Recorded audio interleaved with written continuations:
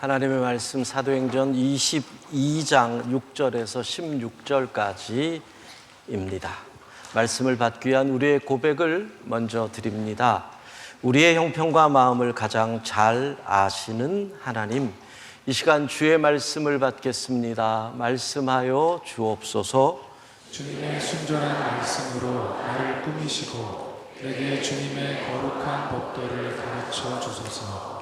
아멘. 사도행전 22장 6절에서 16절까지 말씀을 교독하겠습니다. 하나님의 말씀입니다. 가는 중 다메섹에 가까이 갔을 때 오정쯤 되어 호련히 하늘로부터 큰 빛이 나를 둘러 비치매 내가 땅에 엎드러져 들으니 소리 있어 이르되 사울아 사울아 내가 왜 나를 박해하느냐 하시더니 내가 대답하되 주님 누구시니까 하니 이르시되 나는 내가 박해하는 나사렛 예수라 하시더라. 나와 함께 있는 사람들이 빛을 보면서도 나에게 말씀하시는 이의 소리는 듣지 못하더라. 내가 이르되 주님 무엇을 하리이까? 주께서 이르시되 일어나 다메섹으로 들어가서 내가 해야 할 모든 것을 거기서 누가 이르리라 하시거늘 나는 그 빛의 광채로 말미암아 볼 수 없게 되었으므로 나와 함께 있는 사람들의 손에 끌려 다메섹에 들어갑니다. 율법에 따라 경건한 사람으로 거기 사는 모든 유대인들에게 칭찬을 듣는 아나니아라 하는 이가 내게 와 곁에 서서 말하되 형제 사울아 다시 보라 하거늘 즉시 그를 쳐다보았노라. 그가 또 이르되 우리 조상들의 하나님이 너를 택하여 너로 하여금 자기 뜻을 알게 하시며 그 의인을 보게 하시고 그 입에서 나오는 음성을 듣게 하셨으니 내가 그를 위하여 모든 사람 앞에서 내가 보고 들은 것을 증인이 되리라. 함께 읽습니다. 이제는 왜 주저하느냐? 일어나 주의 이름을 불러 세례를 받고 너의 죄를 씻으라 하더라. 아멘. 창세기를 보면 야곱이 외삼촌의 집에서 고향으로 돌아오는 내용이 나옵니다. 32장에 나오지요. 그런데 금의 환양인데 정말 부를 이루고 결혼했죠. 자식을 뒀죠. 부족할 게 없는데 야곱은 공포와 두려움 가운데 고향으로 가고 있는 걸 알 수가 있습니다. 이유는 딴 게 아니죠. 자기가 지은 죄가 있으니까 그런 거죠.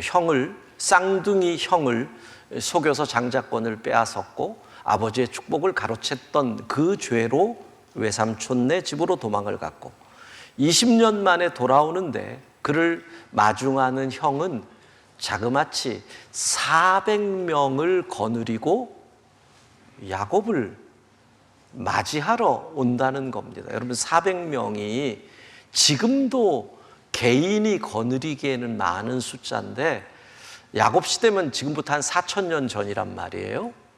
그럼 4,000년 전에는 거의 한 부족이 거느릴 수 있는 군대의 수예요. 엄청 많은 거예요. 그럼 왜 야곱이 그 수를 데리고 나올까요? 환영하려고요? 다들 도열해가지고 받들어 총 이러면서 환영하려고 400명을 데리고 올 리는 없잖아요. 당연한 거죠. 너 이제 손 좀 보자 이거죠. 그래서 창세기 32장 7절 상반부를 보면 이렇게 돼 있어요. 야곱의 심정이에요. 심히 두렵고 답답하여. 두려운 거예요. 사실 이제까지 야곱의 일생을 돌아보면 야곱의 삶의 목적은 뭔 줄 아세요? 생존이에요. 생존. 그 생존도 나만 살면 돼요. 나만. 옛날 유명했던 예능에서 나만 아니면 돼 이런 말 했잖아요. 그러니까 나만 살면 돼. 이게 야곱의 삶의 목적과 의미이거든요. 그렇기 때문에 머리를 쓰는 거예요. 먼저 재산을 보내고 그 다음에 모든 자기가 거느리던 가축을 보내고 심지어는 자식들 먼저 보내요. 어쨌든 살아남으려고, 생존이 목적이니까. 근데 이게 안 통할 걸 아는 거죠. 그리고 홀로 남아있던 그 밤, 우리가 아는 것처럼 야복나루에서 하나님의 사자를 만나고 밤새 씨름을 합니다. 그 야곱의 변화를 성경은 그 이름을 통해서 우리에게 알려줘요. 야곱이라는 이름은 사람의 발꿈치를 잡았다. 나의 생존을 위해서 수단과 방법을 안 가리는 거예요. 사기를 쳐도 돼요. 남을 속여도, 뒤통수를 쳐도 상관없어요. 나만 살면 되던 야곱이 이스라엘이 되었다. 하나님과 겨루 이긴다. 그러니까 이스라엘이 되었다라는 건 뭐예요? 이제 더 이상 사람 상대하지 않는다. 사람 상대 사기치고 그딴 짓 하지 않는다. 나는 하나님과 승부한다. 하나님과 기도한다. 하나님께 매달리는 사람이 되겠다. 이게 야복나루에서의 하나님을 만난 야곱의 변화지요. 자, 그 변화가 어떻게 나타나느냐? 그 길을 벗어나서 도망가는 게 아니라요, 형을 만나러 그대로 가요. 보세요. 똑같은 사람이 똑같은 곳으로 똑같은 사람을 만나러 가는 거예요. 그러니까 그 전날과 그 이후 야곱의 모습은 외적으로는 하나도 다르지 않아요. 아니, 조금 달라졌을 거예요. 야곱이 씨름하다가 환도뼈가 위골됐으니까 다리를 절었죠. 외적으로는 조금 추레해졌을 거예요. 그러나 하나도 야곱은 바뀌지 않은 모습으로 똑같은 곳을 향해 나가는데, 여러분 뭐가 바뀐 줄 아세요?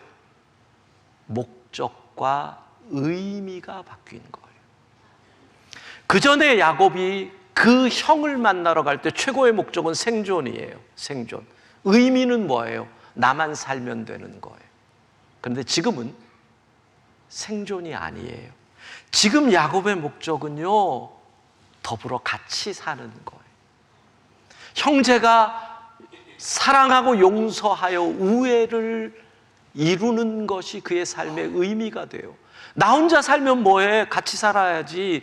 그렇게 야곱은 담대하게 나가는 거죠.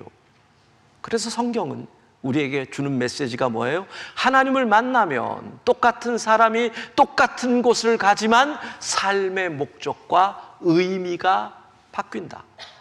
이걸 우리에게 알려주는 거예요. 그와 똑같은 게 오늘 본문에 나오는 거죠. 자, 다메섹으로 사울이 갑니다. 목적은 뭐예요? 나세렛 이단의 추종자들을 색출하려고. 그게 그의 삶의 의미예요. 율법을 수호한다. 그게 그 사울의 삶의 의미예요. 그래서 자신만만하게 기세등등하게 가다가 예수님을 만나죠. 예수님을 만나서 팍 꼬꾸라집니다. 왜요? 이제까지 내가 살았고 잡았던 목적이 거짓이라는 걸 발견했으니까 완전히 뒤집어지는 거잖아요. 그러니까 그 자리에서 사울이 무엇을 묻느냐, 이게 중요해요. 여러분, 예수님을 만난 다음에 내가 무슨 질문을 하느냐, 이게 중요해요. 조금 더워가지고 습해가지고 졸던 분들 깨고 얘기는 들으세요. 그거 듣고 다시 자요. 예. 예수님을 만나고 내가 무슨 질문을 하느냐. 사도행전 22장 10절 같이 읽습니다. 내가 이르되 주님 무엇을 하리까? 주께서 이르시되 일어나 다메섹으로 들어가라. 내가 해야 할 모든 것을 거기서 누가 이르리라 하시거늘. 바울의 질문 뭐예요? 주님 무엇을 내가 하리까? 여러분, 이게 얼마나 중요한 질문인지 몰라요. 이런 거죠. 평생 섬기고 일하던 직장을 나오게 됐어요. 그러면 여러분 묻지 않겠어요? 스스로에게 나는 이제부터 뭐 해서 먹고 사나? 똑같은 거예요. 내가 평생 진리로 붙잡았던 그 진리가 거짓인 것이 만천하에 드러났어요. 그럼 물어야죠. 난 이제 뭘 해야 되지? 여러분, 이게 똑같아요. 이 질문이 왜 중요하냐? 주님을 만나면, 예수 그리스도를 구주로 영접하면, 한 걸음 더 나가서 여러분이 세례를 받는다면 이 질문을 하셨어야 돼요. 주님, 이제부터 나 뭐 해야 돼요? 이 질문이 여러분 중심에서 없으면 여러분은 예전과 똑같이 살겠다는 거예요. 과거의 삶의 목적, 과거의 삶의 의미를 그대로 산다는 거예요. 이 질문 해보셨어요? 주님, 내가 무엇을 해야 하나요? 안 한 분이 많을 것 같으니까 지금이라도 한번 해봅시다. 시작. 주님, 내가 무엇을 해야 하나요? 예, 이 질문, 이게 얼마나 중요한지 몰라요. 근본이잖아요, 근본. 다 무너진 그곳에서 다시 기초를 세우는 질문이잖아요. 주님, 이제부터 내가 뭐 해야 돼요? 무엇이 내 삶의 목적이에요? 무엇이 내 삶의 의미가 되어야 하나요? 이 질문을 하는 거예요. 그랬더니 주님이 뭐라 그러세요? 다메섹으로 들어가라. 다메섹으로.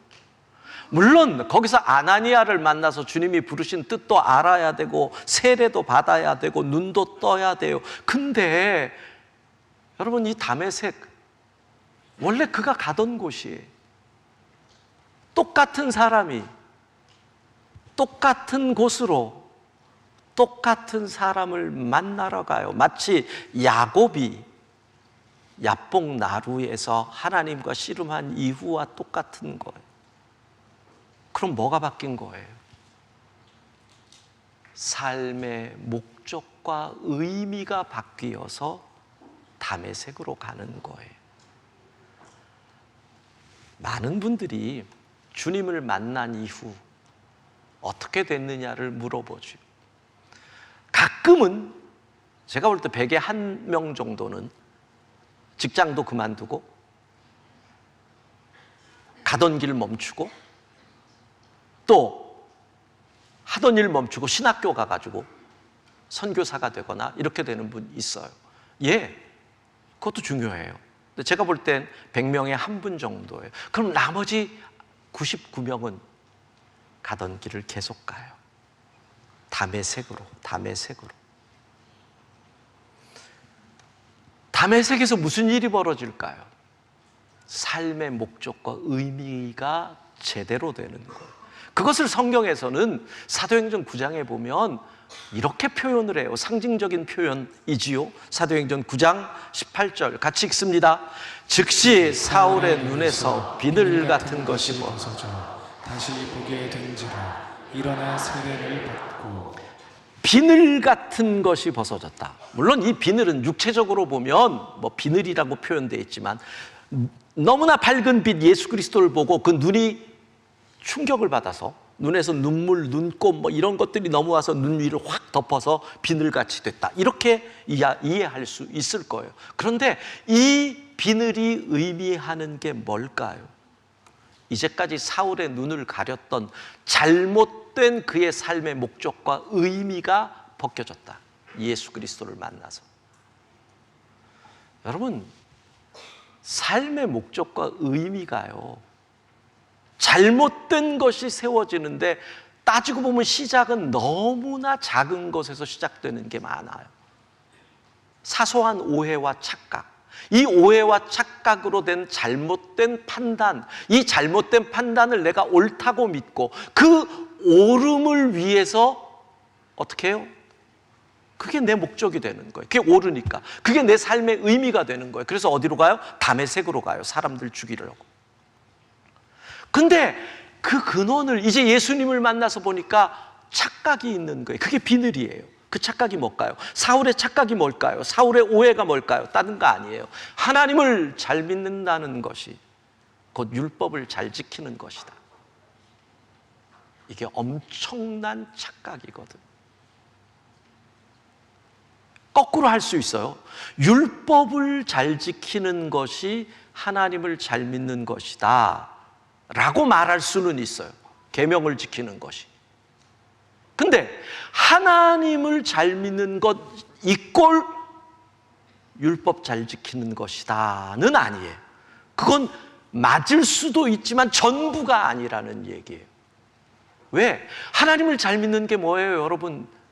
다른 거 아니에요. 너는 마음을 다하고 뜻을 다하고 힘을 다하여 주 너희 하나님을 사랑하는 것, 그리고 내 이웃을 내 자신과 같이 사랑하는 것. 이게 하나님 잘 믿는 거잖아요. 할렐루야. 이런 중요한 얘기할 때는 할렐루야를 안 해도 아멘을 하면 얼마나 이뻐요. 예. 근데 하나님 사랑하는 것이 삶의 자리에서 너무 het갈리잖아요. 그래서 자꾸 묻는 거예요.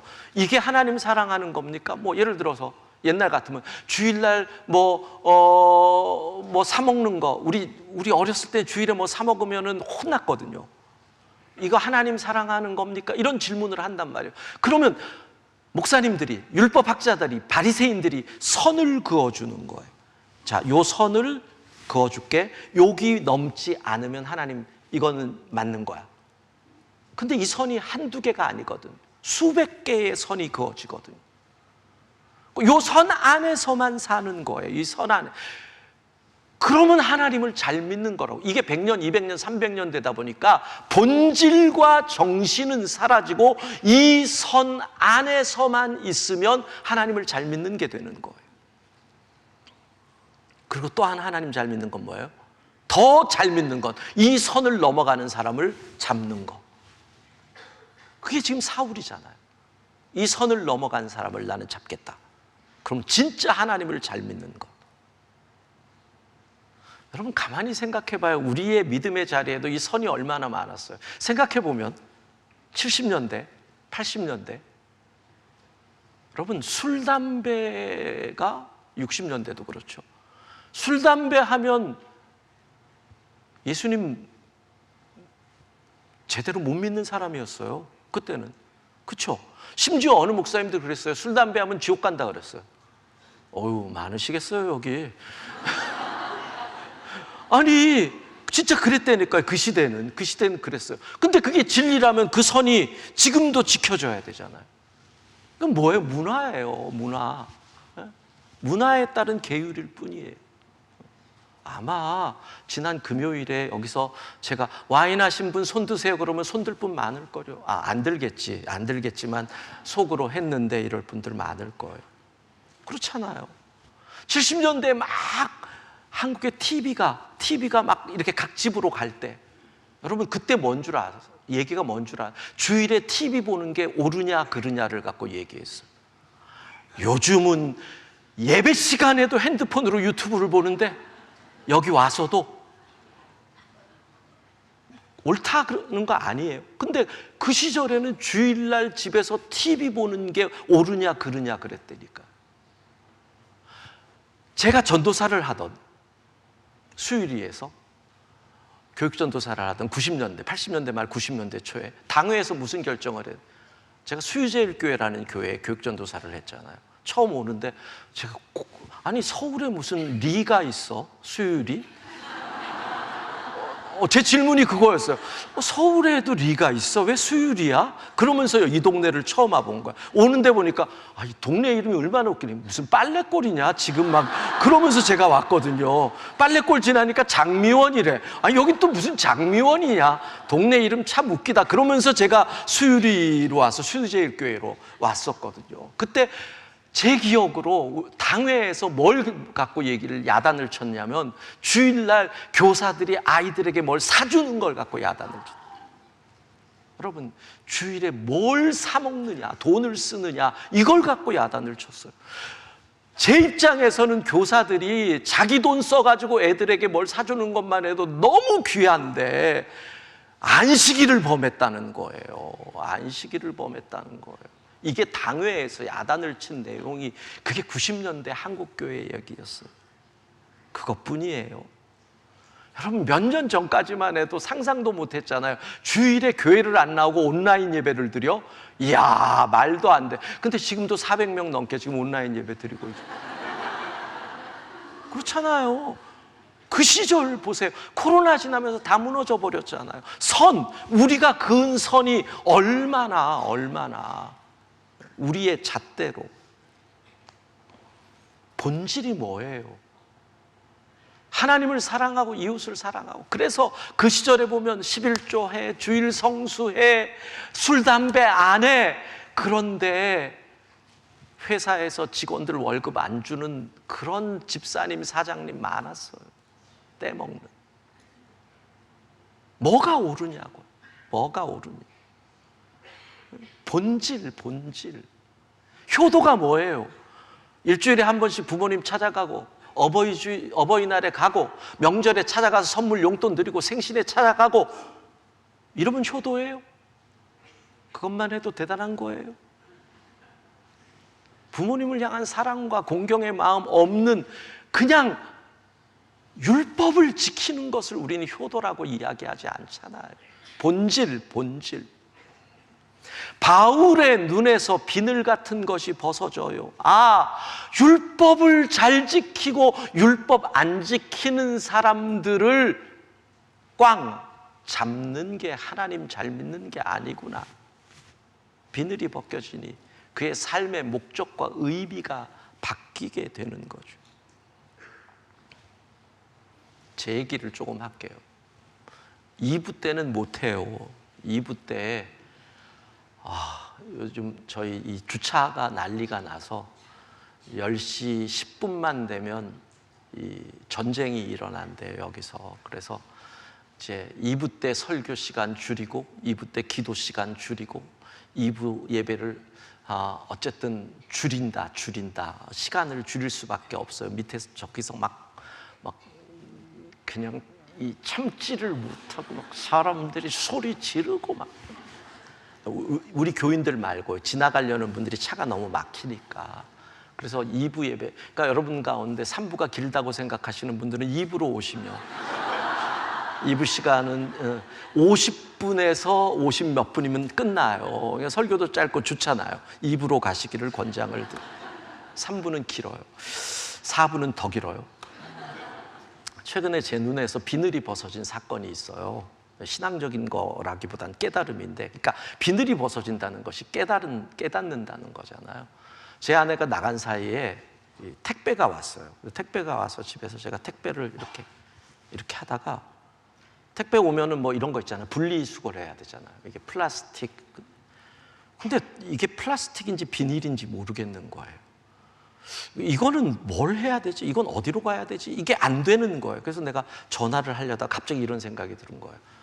내가 나이가 몇이고 내가 분리수거를 한 지가 30년이 넘는데, 물론 매일 하는 거 아니죠. 뭐 몇 주에 한 번 뭐 어쩌다 하는 거지만, 그런데 나는 아직까지도 분리수거를 어떻게 하는지를 모르냐? 이런 생각이 갑자기 팍 드는 거예요. 그러니까 그 다음에 드는 생각이, 내가 머리가 나쁜가? 아니면 내가 배움이 부족한가? 진짜 그런 생각이 들었어요. 지식이 부족한가? 학력이 부족한가? 왜 이거를 수십 년을 했는데도 아직까지도 몰라서 이거를 할 때 아내에게 이건 어디다 넣어야 돼를 묻지? 좀 웃긴 것 같은데 제게는 본질적인 질문이 들어온 거예요. 왜 이걸 못할까? 치매인가? 뭐 별 생각이 다 들어. 그래가지고 이걸 앞에다 두고 혼자 앉아가지고 생각을 하는 거예요. 왜 그러지? 그러다가 제가 아주 중요한 한 가지를 깨달았어요. 이유를 찾았어요.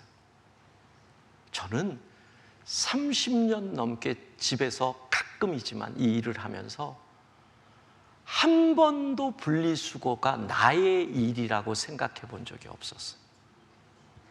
그게 이유였어요. 이건 내 일이 아니에요. 제 아내의 일이었어요. 그럼 왜 나는 이 일을 내 아내의 일이라고 생각을 했을까? 그래가지고 깊이 제 속을 들어가 봤더니 어쩔 수 없는 이 6학년들, 7학년들의 고루한 생각이 제 나름대로는 깨어있다고 생각을 했는데 제 속에 뿌리 속에 있는 거예요. 이건 집 안의 일이니까 안 사람이 하는 거고, 나는 집 바깥의 일, 바깥 사람이니까 집 바깥의 일을 하는 거다. 이런 생각이 제 속에 있는 거예요. 그리고 더 깊이 내려가 보니까 이건 여자의 일이고 나는 남자의 일을 한다. 이게 제 속에 있더라고요. 와, 그리스도 안에서의 남녀의 자유함을 설교를 했던 내가 그걸 딱 생각하는 순간 막 너무 부끄러운 거예요, 제가. 왜 내가 이거밖에 안 되지? 왜 이 생각에서 자유하지 못했지? 문화라는 건 진짜 무서운 거잖아요. 그러니까 내 모습이 보이는 거예요.